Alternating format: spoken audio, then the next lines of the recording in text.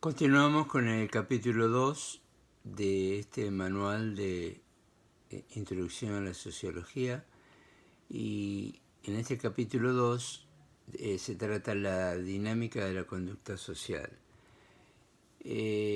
La cultura, que identifica o determina los valores de una sociedad, es el conjunto de los símbolos que esta cultura se sienten representados por ella, es decir, las normas de conducta, las creencias, los idiomas, costumbres, ritos, hábitos, las capacidades culturales de esa comunidad, y también tipo de vestimenta, tipo de vivienda que comparten, las herramientas que utilizan, las obras de arte que les representan, y todos esos valores que de alguna manera son transmitidos de una generación a otra, y donde trasciende la identidad de la propia cultura, es decir, regula y moldea la cultura de la cual se esté tratando.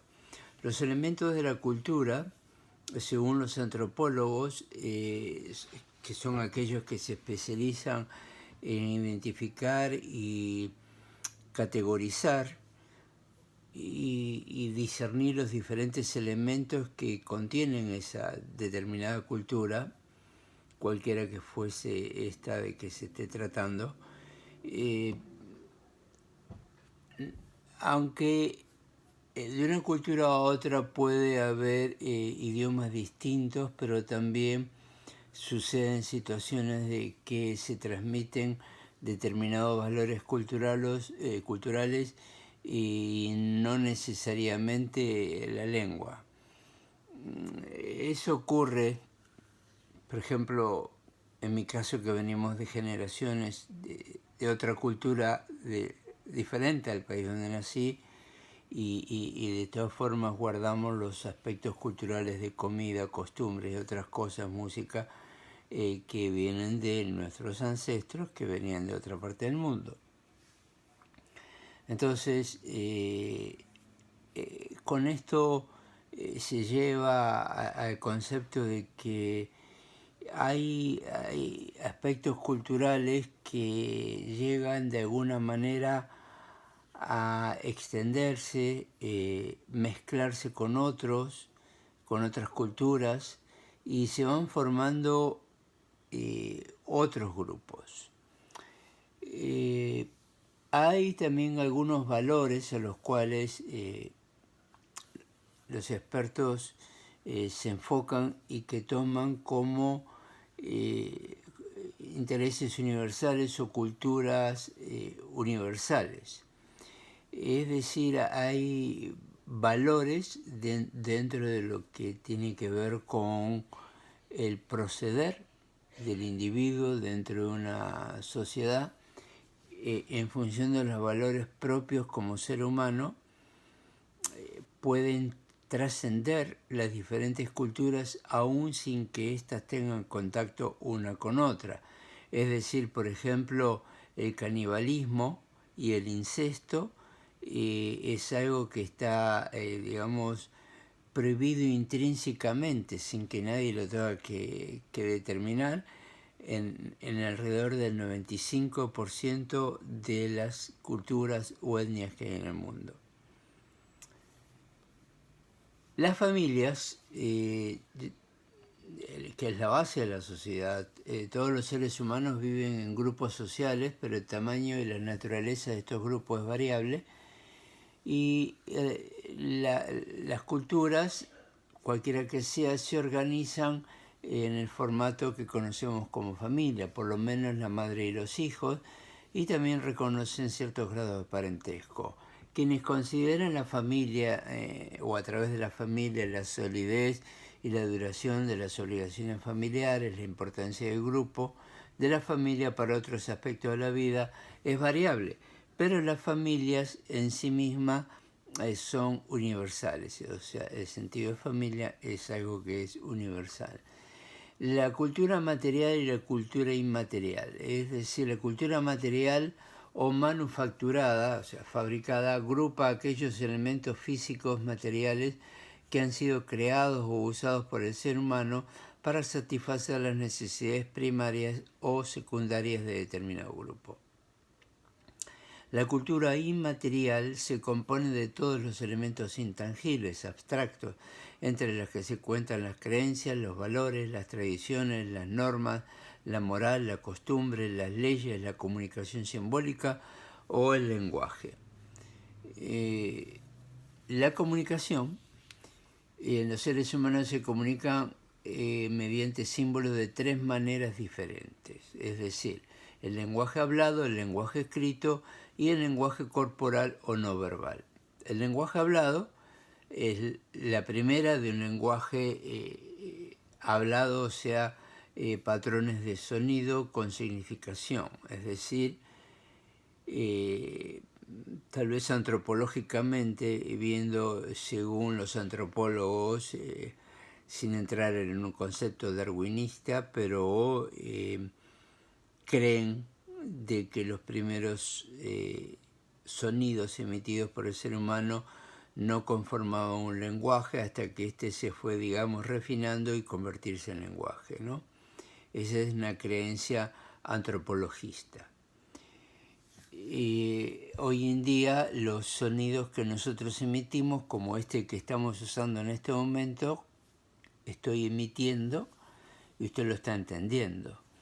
O sea, estamos hablando de un lenguaje. O sea, la idea del lenguaje hablado es algo que fue desarrollándose a través de los años. Por cierto, creo que vale la pena mencionar de que nosotros, bueno, en mi caso, conforme a mi edad y mi formación, he visto como la lengua del castellano, también llamado español, pero en realidad hablamos castellano, esa es nuestra lengua, ya de que la lengua no está determinada a un país. O sea, porque si entonces habláramos español, entonces seríamos españoles. O sea, si hablo mexicano, entonces es que soy mexicano. Entonces, la lengua originalmente, la que nosotros hablamos en este momento, es el castellano. Y notamos, decía los que ya peinaban algunas canas, de que fue cambiando. Nuestra lengua va cambiando. También notamos que el inglés va cambiando, ¿no? Y en estos cambios, en las últimas décadas, se aceptan palabras que no son propias de la lengua, son de otra lengua. Como decíamos en un módulo anterior, ¿no? El tema de estacionar, parquear y todo eso. En realidad, originalmente esto sería un barbarismo, pero se aceptan situaciones así en función de los cambios de integración entre las diferentes culturas. O sea, se está integrando y adoptando modismos que van modificando la lengua. También se corrigen algunos aspectos gramaticales de la lengua. Con el correr del tiempo algunos entran en desuso o se reducen a determinado lugar tal vez del origen, como nosotros en nuestro idioma no usamos el término como usan, algunos términos como usan los españoles, ¿no? Vosotros diréis si me habéis visto. No, o sea, nosotros no hablamos así como la versión Reina Valera de la Biblia, ¿no? Solamente lo leemos y lo entendemos, pero tenemos otra forma de hablar. Entonces el lenguaje hablado, si bien tiene algunos valores universales en términos de una misma cultura, pero también puede ser usado por otras culturas que están hablando la misma lengua, a la cual también puede sufrir o experimentar diferentes tipos de modificaciones. Segundo, el lenguaje escrito, o sea, el registro gráfico del lenguaje hablado, que permite la conservación del aprendizaje y del legado cultural, es decir, que la escritura es lo que permite que prevalezca la lengua. Hay lenguas que tienen un carácter tal vez más primitivo y no tienen escritura. O sea, todo es verbal y va pasando de generación en generación. No obstante, en la medida que esas culturas han sido alcanzadas o dispersadas, de alguna manera así, y esas nuevas generaciones fueron asimilando otras culturas, otras lenguas, y fueron perdiendo su lengua original. Y ha sucedido, por ejemplo, en medios misioneros, de que recién en las últimas décadas, digamos en el siglo XX, ha habido trabajos misioneros que le han dado escritura a lenguas que no tenían escritura. Entonces, no sería lo correcto decir se inventó, sino que se gestionó un lenguaje escrito a determinadas lenguas. Es un tema bien interesante que regularmente no se considera dentro de los estudios antropológicos porque tiene mucho que ver con el cristianismo moderno, es decir, no estamos hablando de un cristianismo de hace miles de años, sino algo más reciente y que todavía no está calificado mayormente dentro de los aspectos de religiones. Pero tal vez soy consciente de esto, lo he visto, de que hay algunas culturas en lugares remotos del mundo donde el único material escrito que tienen es la Biblia. Entonces la Biblia se le desarrolló en el lenguaje de ellos, pero es el único libro que tienen, es lo único que tienen en papel incluso. Entonces vemos la relevancia que también tiene la penetración del cristianismo dentro de las culturas todavía no alcanzadas. El tercer punto es el lenguaje corporal o no verbal. Esto habla de las expresiones o manifestaciones que los seres humanos tenemos a través de gestos, cualquier tipo de gesto o actitudes corporales. Entonces, todo tiene un lenguaje. Entonces, resumimos eso, las tres formas de comunicación del ser humano: el lenguaje hablado, el lenguaje escrito y el lenguaje corporal o no verbal. Los valores son ideales abstractos que indican pautas de comportamiento a los miembros de una sociedad. Gran parte de la conducta de los integrantes de la sociedad están fundamentados por valores personales o sociales. El ejemplo, las sociedades hispanas asignan un valor al matrimonio y la vida familiar que puede ser diferente al mismo criterio de valor en semejanza a la familia anglosajona original de esta tierra. Se considera como ley de vida o deseable que las personas a determinada edad se casen, tengan hijos, inicien una vida familiar. Y estos valores están sujetos a la interpretación de cada cual, pero se mantienen amplios y profundamente arraigados en la sociedad latina. O sea, es como que cae de maduro que se va a casar. Y también la interpretación de lo que es casamiento puede variar de un lugar a otro. Probablemente, aunque en día casi todo el planeta fue alcanzado en términos de sociedad, no de religión sino de sociedad, y por ejemplo no creo que los esquimales, por poner un caso, tengan un concepto como nosotros tenemos de lo que es un casamiento. Es decir, tú llegas al lugar donde viven los esquimales y le preguntas a una pareja que recién se casó, estoy usando un gesto, que recién se casó, y le dice, ¿y a dónde fueron al registro civil? ¿En qué registro civil? Entonces hay valores que nosotros tenemos en nuestra cultura que no necesariamente significa que sean universales. Pueden ser universales si usa un criterio así cuando está alcanzando a la mayor parte de la humanidad, pero eso no quiere decir que todos estén en lo mismo. Los valores, como decíamos, son, digamos, aprendidos.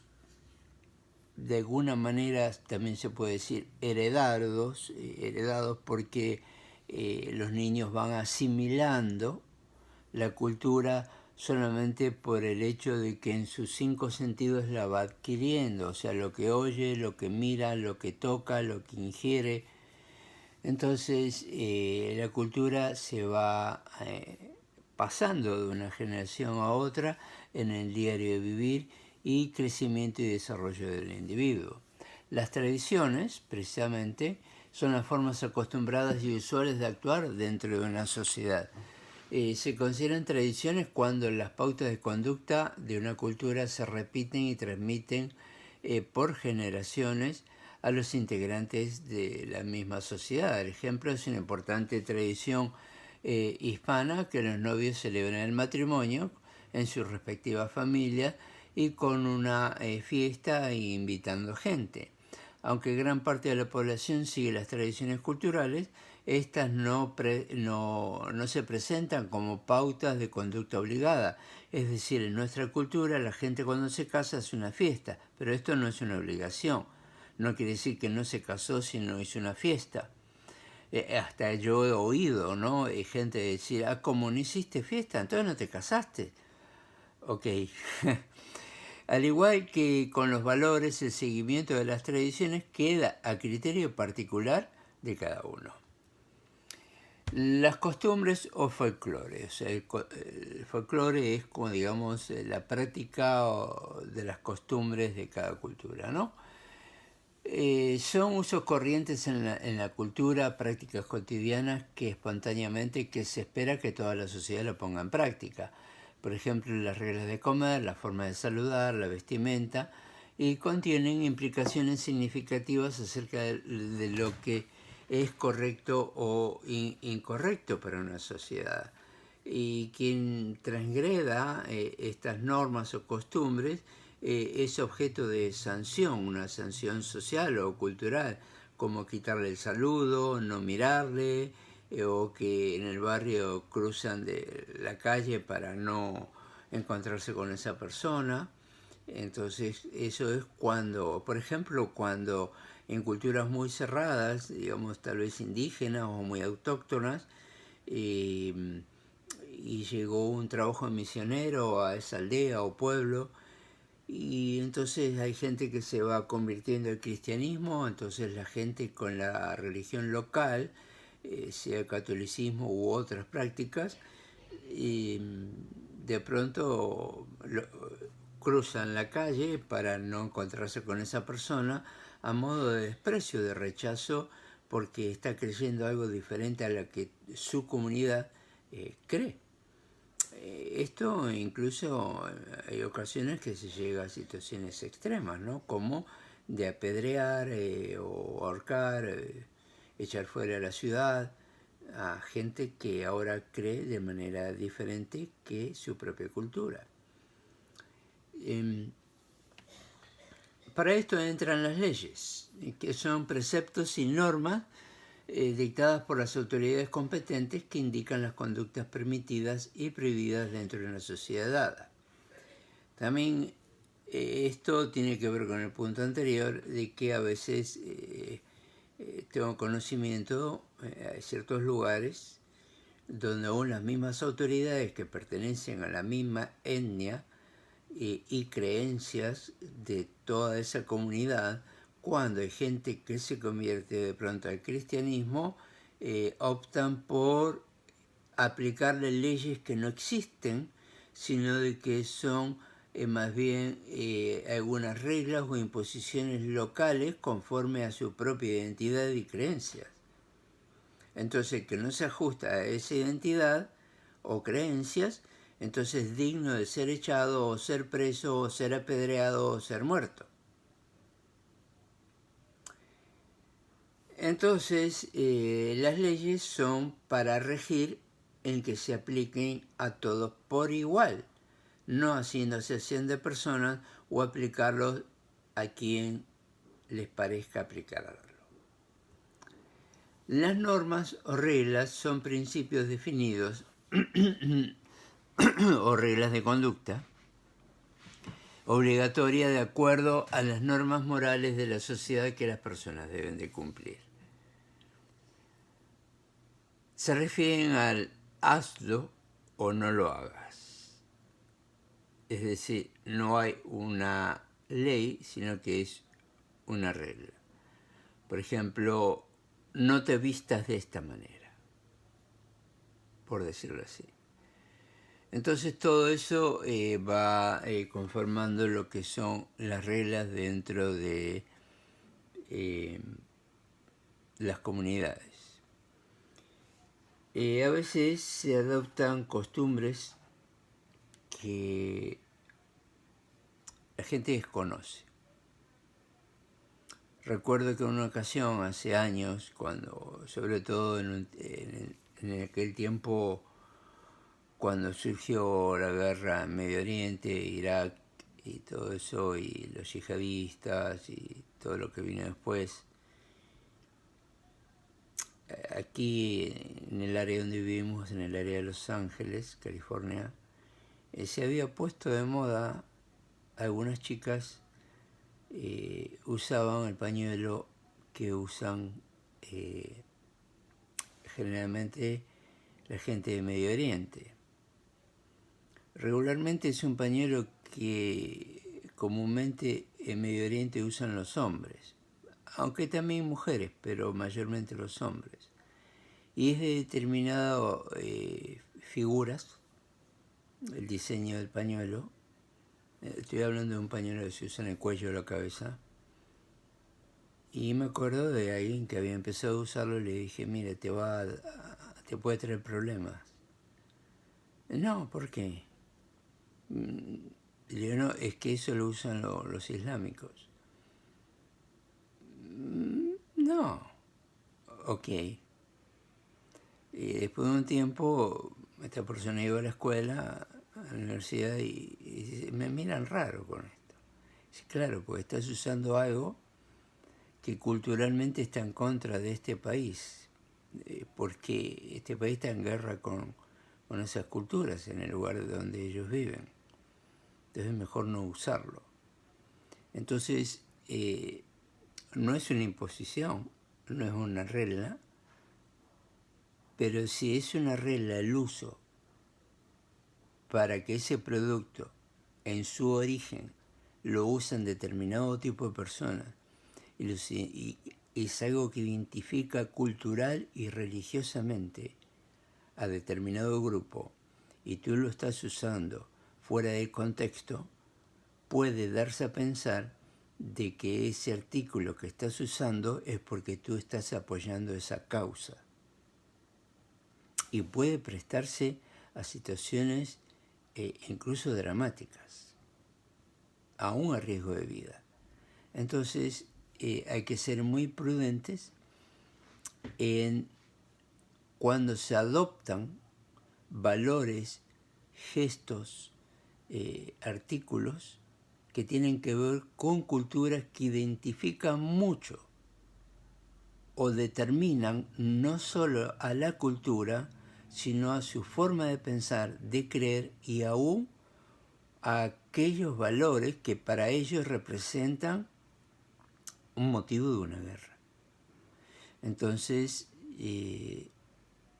tenemos que ser cuidadosos, pero los que estamos, digamos, en el ministerio, o los que estamos preparándose para el ministerio, tenemos que saber discernir todas estas cosas en cuanto al uso, y esto no estoy hablando solamente del uso de un artículo como que yo puse ejemplo, eso es solo un ejemplo, pero hay muchísimas cosas que terminan integrándose en diferentes culturas. Incluso nuestra lengua, volviendo un poquito atrás en esto, nuestra lengua, nuestro lenguaje, también ha adoptado terminologías que tienen que ver con lenguas de otras latitudes, lejos de nosotros, de nuestra propia identidad. Estoy hablando de la cultura latina,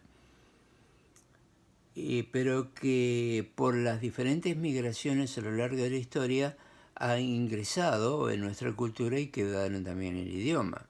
Por ejemplo, hay palabras del español que entraron a la lengua hispana precisamente por los siglos que los árabes dominaron ciertas regiones de España. Entonces, en esos lugares donde ellos tuvieron dominio, poder, gobierno, estaban sus jeques gobernando en esa región de España, se ingresaron palabras que vienen del árabe, por ejemplo, ojalá. Y es una expresión de cierto lenguaje árabe, o sea, que se puede traducir como Dios quiera, que tampoco es Dios, es Alá. Y Alá no es el Dios que nosotros creemos, aunque ellos dicen que sí, pero no es verdad. Entonces, pero esta no es clase de teología. Como sea, hay cosas que se van ingresando a la lengua, a las culturas, y de pronto no estamos discerniendo de qué se trata. Creo que debemos ser nosotros, sobre todo aquellos que están enfocándose al ministerio, de ser muy prudentes en el uso de las expresiones, la música, los valores culturales, los términos religiosos e incluso gestos también. Hay situaciones que tienen que ver en este mismo contexto. Por ejemplo, recuerdo cuando, más o menos en el mismo tiempo, cuando se estaba negociando los problemas de Medio Oriente, iban representantes americanos, o sea, estadounidenses, a sentarse a dialogar con los jefes árabes. Y bueno, no puedo hacerlo acá porque no lo va a apreciar, pero si los árabes tienen una forma de sentarse, los hombres, entonces tienen que estar sentados. Ustedes vieron que usan túnicas, ¿no?, que llega hasta los tobillos, y se sientan, nunca cruzan las piernas, no cruzan las piernas ni así, nada de eso. Y regularmente se sientan teniendo las piernas en modo paralelo al cuerpo, y suelen poner las manos sobre las rodillas o sobre la falda de las piernas. Entonces, los que usan otros gestos más occidentales se pueden interpretar que son otro tipo de personas, sin entrar en detalle. Pero termina siendo para esas culturas una ofensa. Entonces, esto fue, por ejemplo, un motivo de observación, vamos a decirlo así, cuando los occidentales se sentaban a negociar con los árabes. Y cuando uno está en esto y ve esos detalles, y podemos observar la falta de preparación cultural en algunos representantes. O sea, podemos llegar a considerar de que los que representan vamos a decir, en nuestra cultura en términos occidental, más allá de si seamos latinos o anglosajones, acá ambos somos occidentales, y si los que van a representarnos delante de aquellas naciones están entendiendo la cultura de ellos. Porque si no la están entendiendo, podría no llegar a representar bien los intereses de a quienes representa. Entonces dejo esto ahí Creo que es suficiente explicación para poder comprender esto, y no es esto que lo estoy planteando anecdóticamente, sino que estos valores y principios que estamos tratando deberíamos, los que estamos en el ministerio, considerarlos al momento en que estamos tratando con culturas diferentes a la propia, sea cual fuere. Es decir, que si te toca estar en el púlpito, tú tienes que al menos comprender cuál es la cultura que identifica al público que está allí. Entonces, en función de esto, uno tiene que identificarse con ellos, no solo porque no necesitamos parecernos a ellos, pero si tú te expresas, tanto verbal como físicamente, de la manera en que ellos pueden entenderlo mejor, entonces todo el mensaje que estás dando, no solo lo que estás diciendo, sino lo que estás proyectando, entonces todo va a ser más entendible o va a ser consecuente. Porque ¿qué hay si de pronto estás diciendo algo y con tu cuerpo estás diciendo otra cosa? Entonces tenemos que ser prudentes en identificarnos con la cultura. Ese es el trabajo misionero. Déjeme comentarle algo. Hace muchos años atrás, décadas, tal vez principio del siglo XX aproximadamente, cuando llegaban muchos misioneros norteamericanos, anglosajones, y llegaban a Latinoamérica, mayormente a Sudamérica, y la mayoría de ellos eran bautistas, calvinistas, bautistas, y ellos llegaban como misioneros y buscaban imponer la cultura propia. No estamos hablando de cultura cristiana, porque también hay una cultura cristiana, sino la cultura de su propio origen, de los angloparlantes. Entonces pretendían de que en Latinoamérica todos creyesen e hicieran las cosas, aún los rituales que tienen que ver aún con el cristianismo, porque toda religión tiene rituales, ¿no? Entonces mira, no, nosotros no. Bueno, Dios le bendiga. Eso ya es un ritual, porque al cabo tampoco está en la Biblia, que tienes que hacerlo de esa manera. Entonces, me estoy dando a entender, ellos fracasaron. Aquellos buenos hermanos con buenas intenciones fracasaron en alcanzar a la gente, quisieron cambiarle la forma de pensar. El que tiene que cambiar la forma de pensar es el misionero, no el local. Nosotros no vamos a otro lugar para hacerle cambiar la forma de pensar. Le tenemos que hacer cambiar la forma de pensar en función del pecado, de lo que es bíblico y de lo que no es bíblico, de lo que tiene que hacer con su vida personal en términos de santidad. Pero después lo demás, eso ya no es un asunto nuestro. Entonces, ese criterio tiene que aplicarse desde el púlpito. Recién cuando llegaron nuevas corrientes evangélicas de otras culturas, donde ellos entendieron que tenían que hacerse a esa cultura, como es el caso de los coreanos, por ejemplo, ¿no? de esta universidad.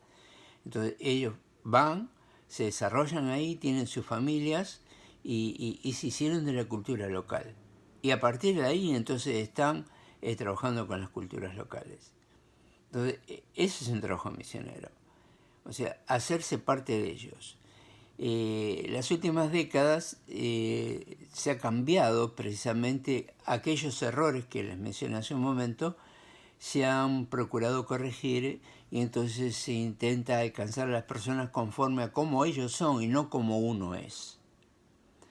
O sea, recuerden, nosotros no vamos para que la persona cambie su cultura, vamos para que sea alcanzado por Cristo o para Cristo. Dejamos esto ahí.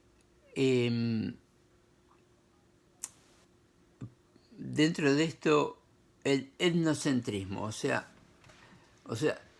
ser centrista en lo étnico, es lo que estamos tratando precisamente. tenemos que concentrarnos nosotros, si me pongo como misionero, tengo que concentrarme en lo que yo soy, de dónde vengo, o tengo que concentrarme en la cultura étnica de la cultura a donde estoy llegando. La respuesta ya la di antes. Nosotros tenemos que adoptar la cultura a donde vamos a llegar. Es lo mismo que cuando alguien te invita a una casa, te invitan a comer. Hay cosas que puedes aceptar y otras que no puedes aceptar, o simplemente no haces parte de eso. Yo no como chile, pero llevo años comiendo en mesa de mexicanos, ya me conocen también, no como chile, pero comparto lo demás. Entonces, voy a de que uno no excluye todo. Si no sé, hay algo que me perjudica, entonces eso no lo voy a ingerir. Pero por todo lo demás me hago parte de ellos. Entonces, ese se trabajó de hacerse uno con ellos. Jesús hizo un trabajo misionero, porque Él siendo Dios se hizo hombre y habitó entre nosotros. Él se sentó entre nosotros, Él comió con nosotros, Él vivió como nosotros, pero mejor, en santidad. Entonces voy a eso. La conducta humana.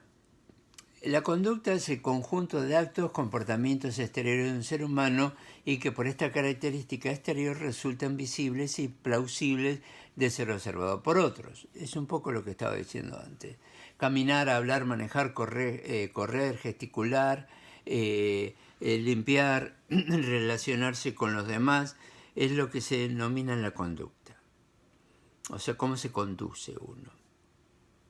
Las actitudes corporales, los gestos, la acción, el lenguaje, son las formas de, actitudes corporales, los gestos, la acción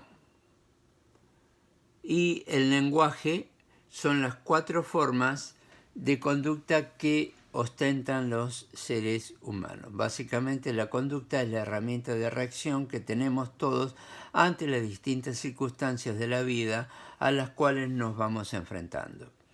La conducta humana, continuamos, está regida por 3 principios: el de casualidad, porque supone que toda conducta obedece a una causa determinada. Los seres humanos tendemos a comportarnos siempre de una manera y no de otra. La motivación, que implica que toda conducta siempre estará motivada por algo, una respuesta, un estímulo determinado que recibió. Por último, el principio de finalidad, que reza que todo comportamiento siempre persigue un fin. La conducta humana, en tanto, para comprender la conducta de una persona, es necesario tener en cuenta otros factores como los hechos que la provocaron, es decir, el contexto en el cual se dio y las condiciones particulares de cada persona, de cada núcleo familiar, de la sociedad en general, y todo eso va conformando la conducta. Hasta la conducta, podemos decir, cuando doy clases de consejería, y nos enfocamos, por ejemplo, un matrimonio y familia, ¿no? O sea, un matrimonio y con hijos. Hay una cultura familiar, pero también ellos están integrados en una cultura que lo más cercano puede ser la familia extendida, aunque tal vez no conviven con ellos, pero después está la cultura del barrio, que vive al lado, del otro lado, enfrente. Y después está la cultura del pueblo, o ciudad, o colonia, como le llames. Después está la cultura del estado o provincia. Después está la cultura del país.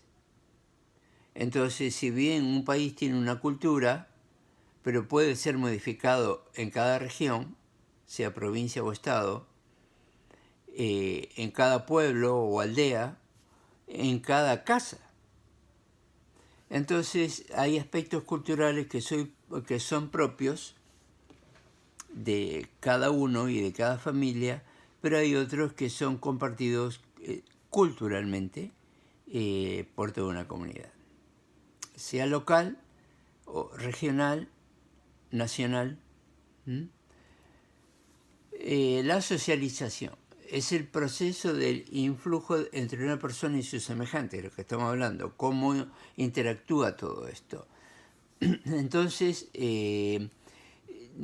hay que describir dos puntos de vista de la culturización.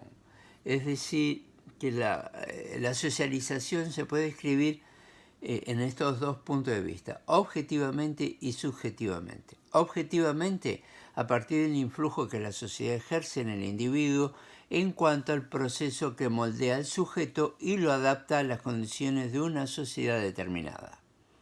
Y subjetivamente, a partir de la respuesta o reacción del individuo a la sociedad. O sea, lo objetivo es cómo influye en la persona.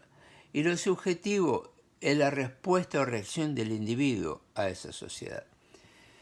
La socialización es vista por los sociólogos como el proceso mediante el cual se inculca la cultura a los miembros de la sociedad a través de la cultura que se va transmitiendo de generación en generación. Los individuos aprenden conocimientos específicos, desarrollan su potencial, sus habilidades necesarias para la participación adecuada en la vida social y se adaptan a las formas de comportamiento organizado y característico de su propia sociedad o comunidad. Los tipos de sociabilización. La sociabilización primaria, que es la que el individuo atraviesa en la niñez, por medio de ella se convierte en miembro de la sociedad. Se da en los primeros años de vida y se remite al núcleo familiar.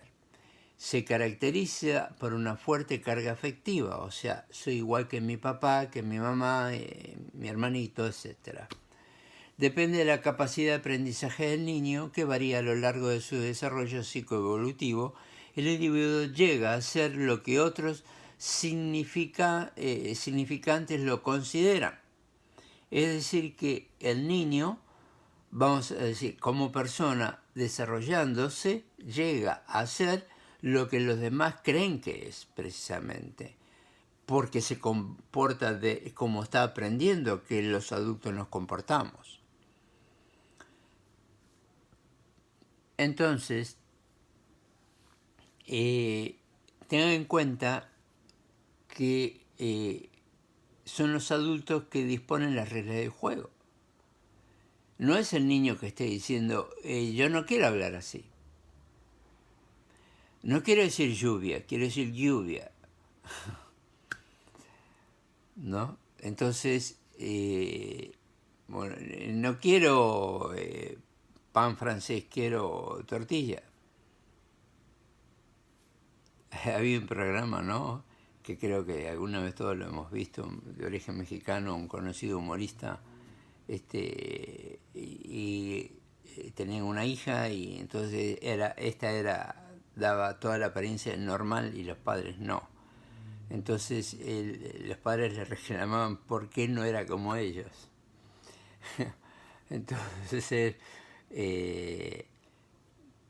si bien cada uno de nosotros tenemos nuestra propia identidad individual, y somos parte de un conjunto. Somos parte de un conjunto de familia primeramente, porque es el núcleo base de la sociedad, y a su vez somos parte de una sociedad global, en el sentido de que nuestra familia está contextualizada al lugar donde vivimos. Es como nuestros hijos cuando ellos son perfectamente bilingües. Entonces hablan tanto el español como el inglés y van adoptando las dos culturas. Puede que en casa ellos hacen todo lo de nuestra cultura, pero fuera están haciendo lo de la otra cultura. O sea, tal vez en casa no van a comer arroz, frijoles, tortilla o un churrasco con chimichurri, sino que van a comer una hamburguesa. Por decirlo así, usted me entiende. Entonces, ahí tenemos un claro caso de lo que es una subcultura. Entonces, De hecho, hay una medición sociológica en esto, donde, bueno, no lo tratamos aquí en esta clase ahora, pero se le va dando un valor determinado numérico para identificar a la persona socialmente en cuál es su posición. Si es original de su propia cultura, si es hijo de, si es nieto de, entonces se le va dando un rótulo.